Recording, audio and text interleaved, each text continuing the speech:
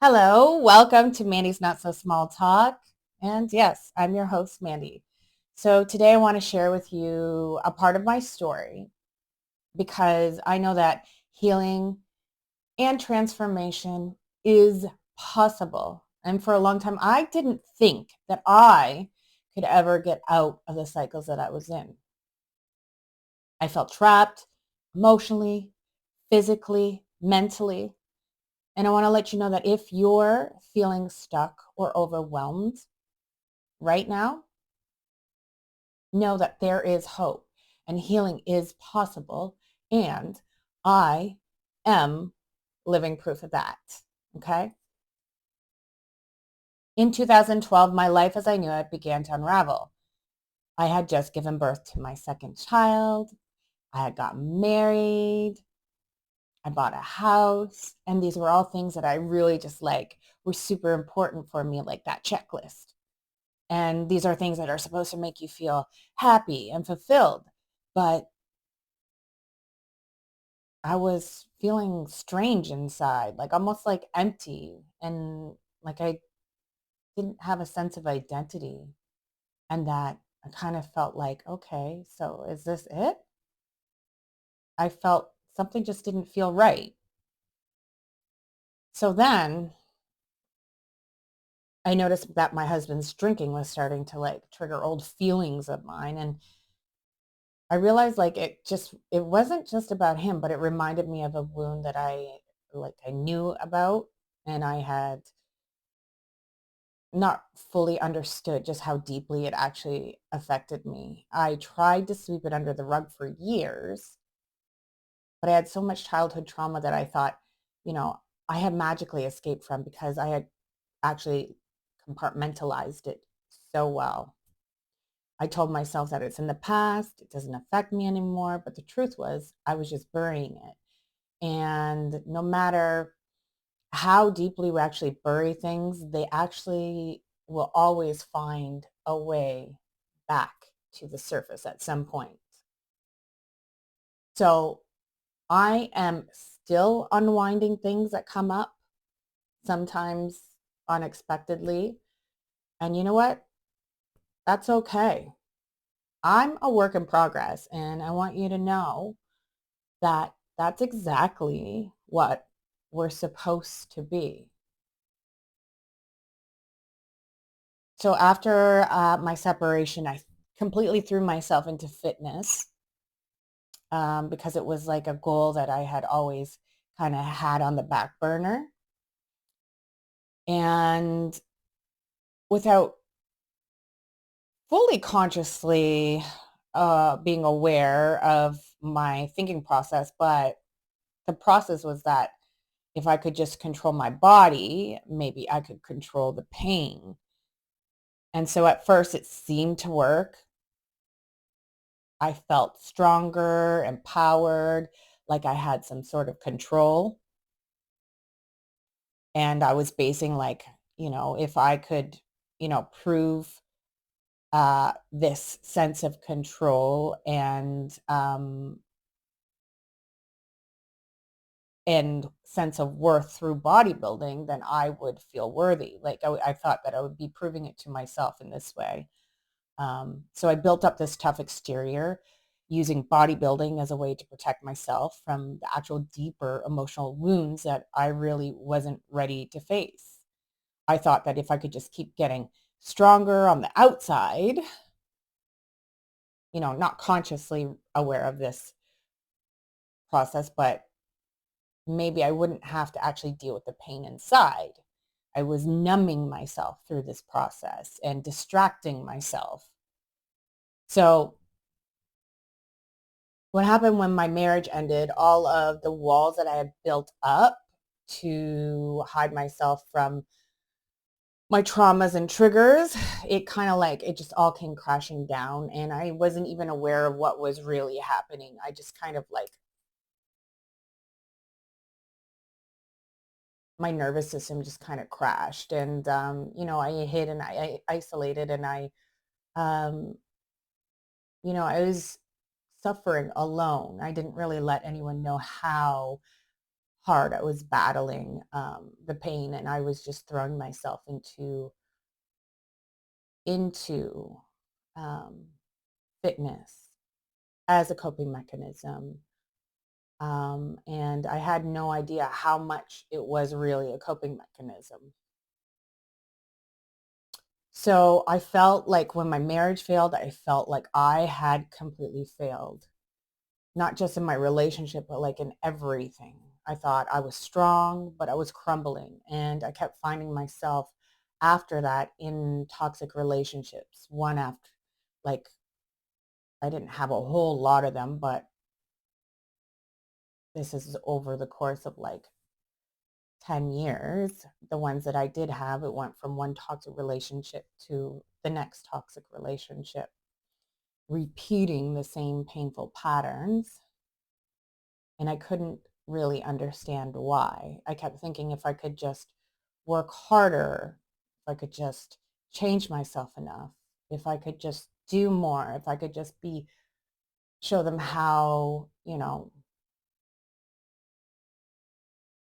how good I was, how kind I was, how giving I was, that would keep me safe and not be abandoned, and that they would treat me well. But it seemed to be doing the opposite. So what I didn't realize was that it wasn't about changing for others. It was about actually reconnecting with myself. I'd spent so many years building walls and compartmentalizing my pain that I actually I would say forgot. I'm not even sure I knew how. So I don't really want to say I forgot how to be vulnerable. I never really was taught how to be vulnerable. I never really had anyone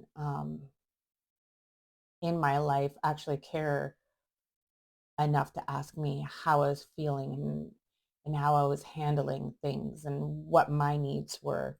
My life had always been based on um, bonding to others' needs so that I would be able to feel safe, because if everyone else on the outside were happy, I felt like that would make me safe.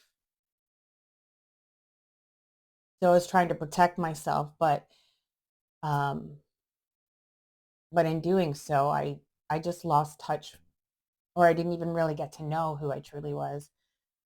And the reality was I wasn't broken, I was wounded, and I needed to heal those wounds from the inside out. So through this journey, I've learned that healing isn't about reaching some perfect destination. It's about the process, the actual unfolding, the peeling back of layers that we put on to protect ourselves. And we are always a work in progress. And I've learned that that's okay. And that was huge. I was okay with other people being a work in progress, but I wasn't okay with the idea of myself being a work in progress. For the longest time, I thought I had to be fully healed before I could even help others. I believe that I didn't deserve to guide anyone until I was fixed.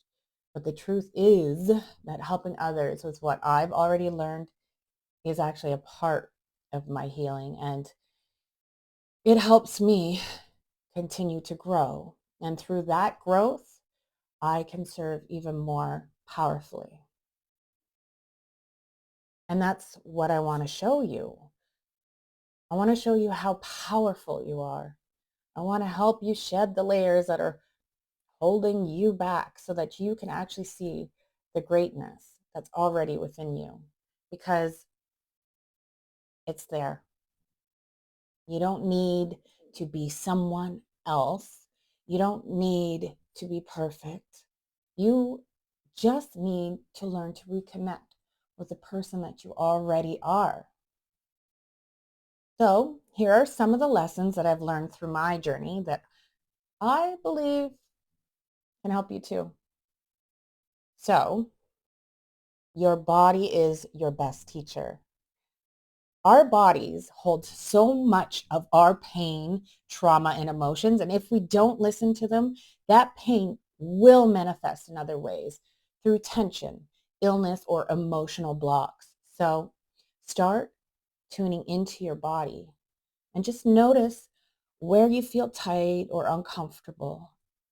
That's your body telling you something.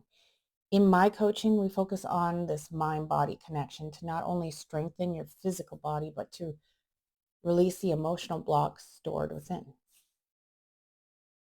Emotional pain is an invitation to heal, and it's not a sign of weakness.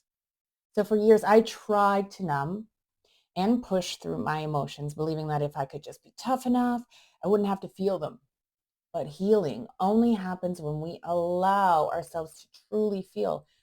And vulnerability isn't weakness. It's where our greatest strength lies. So my coaching isn't just about pushing through pain. It's about embracing it, understanding it, and using it as a tool for growth. This one's big for me. Boundaries. Okay, boundaries are an act of self-love. I used to let people walk all over me because I didn't believe I deserved better. And I had abandonment wound. And so that's lack mentality. And I'd rather was okay to put up with disrespect because I didn't want to lose what little people that I had. But that was actually hurting me more in the long run. So healing taught me that self-love starts with boundaries. And it's okay to say no. It's okay to protect your energy and walk away from situations that don't serve you. And if you're struggling with boundaries, I'm here to help. Together, we can work on building your sense of self-worth and the ability to stand up for what you need. Healing is a lifelong journey. Healing doesn't have an end point. It's not about arriving somewhere perfect. It's about progress. It's about embracing the ups and downs and continuing to move forward, no matter how small the steps. Don't wait until you feel healed enough to start living your life to help others. Every small victory counts. And I work with my clients to focus on their unique journey, one step at a time. And you don't have to do this alone. The hardest lesson that I learned was that I didn't have to carry everything on my own. We all need support, whether from friends, family, or a coach. And if you're feeling stuck, I'm here to help. My one-on-one coaching is designed to meet you where you are and create a personalized plan for healing physically, emotionally, mentally, through fitness.